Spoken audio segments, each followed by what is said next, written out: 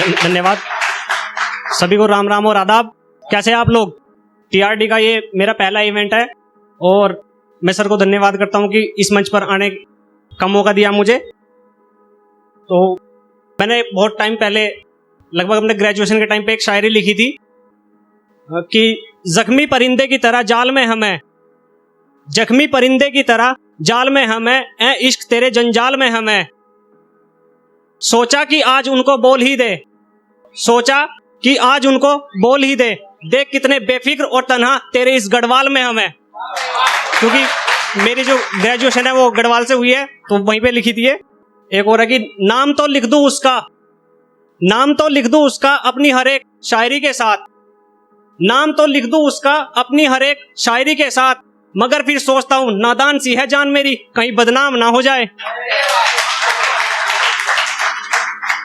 और एक है कि क्या हुआ जो उसने अपने हाथों में मेहंदी किसी और के नाम की लगा ली, क्या हुआ जो उसने अपने हाथों में मेहंदी किसी और के नाम की लगा ली, अब तो सहरा हम भी अपने सर पर सजा लेंगे, और हमें तो पहले ही मालूम था वो अपनी किस्मत में नहीं, हमें तो पहले ही मालूम था वो अपनी किस्मत में नहीं, इसलिए अब उसकी छोटे वाली बहन को पटा लेंगे।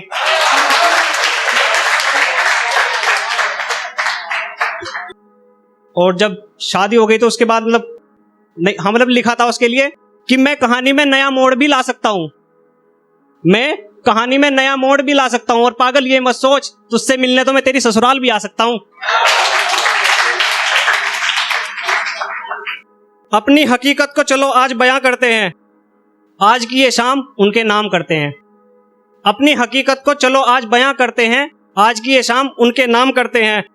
और उसे लगता है कि मुझे छोड़कर अपने नए आशिक के साथ खुश रह लेगी, उसको लगता है कि मुझे छोड़कर अपने नए आशिक के साथ खुश रह लेगी।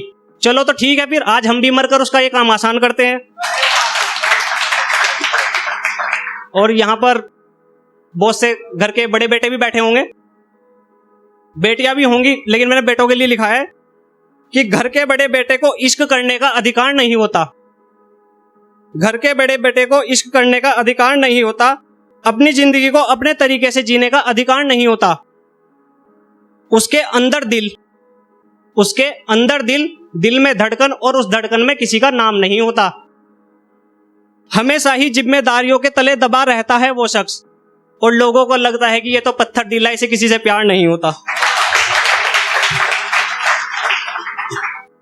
अभी यहाँ दो भाई ने शायरी सुनाई थी कि मतलब गरीबी को लेके, और कि मेरे पास पैसा नहीं था तो इस वजह से, कुछ इससे रिलेटेड सुनाई थी, तो वही उसी के बारे में है कि मेरी गरीबी और औकात का मजाक बनाकर कहा कि चल जाने दे, मेरी गरीबी और औकात का मजाक बनाकर कहा कि चल जाने दे, अभी मेरी किस्मत खराब है, जरा एक बार मुझे कामयाब तो हो जाने दे, दिखाऊंगा तुझे तेरी औकात तेरे शहर में आके, कि दिखाऊंगा तुझे तेरी औकात तेरे ही शहर में आके, एक बार मुझे तेरे ही शहर में जेई बन तो जाने दे।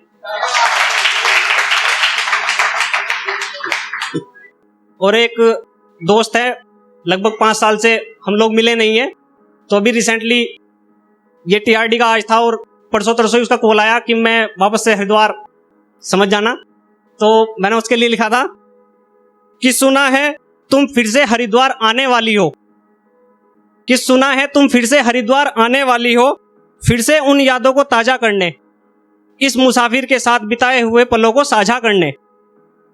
पर इस बार हम कहीं दूर नहीं जाएंगे, इस बार हम कहीं दूर नहीं जाएंगे, गांव में जाकर चूल्हे पर बनी सब्जी रोटी खाएंगे, और फिर गरीब बच्चों से मिलेंगे वहीं फुटपाथ पर जाकर, फिर गरीब बच्चों से मिलेंगे वहीं फुटपाथ पर जाकर, थोड़ी सी जिंदगी की झलक उनको भी दिखाएंगे, फिर हम मनसा चंडी में प्रसाद चढ़ाएंगे, दक्ष मंदिर और भारत माता मंदिर भी जाएंगे।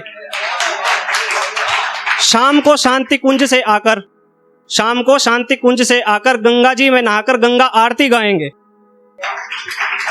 बोलो कहां जाना पसंद करोगी, बोलो कहां जाना पसंद करोगी, पूरा उत्तराखंड ही रूह को छू लेता है। तुम्हें याद है पहाड़ के वो रास्ते, जब बादल भी आ गए थे जमीन पर हम दोनों के वास्ते। हरिद्वार से हम दोनों सीधा टिहरी निकल जाएंगे। मेरी मानो, अपने दिल की सुनो, और बस तुम आने की ठानो। यकीन मानो वापस जाकर तुम फिर से अपने दोस्तों को एक कहानी और सुनाने वाली हो। मैंने सुना है कि तुम फिर से हरिद्वार आने वाली हो। मैंने सुना है कि तुम फिर से हरिद्वार आने वाली हो। Thank you.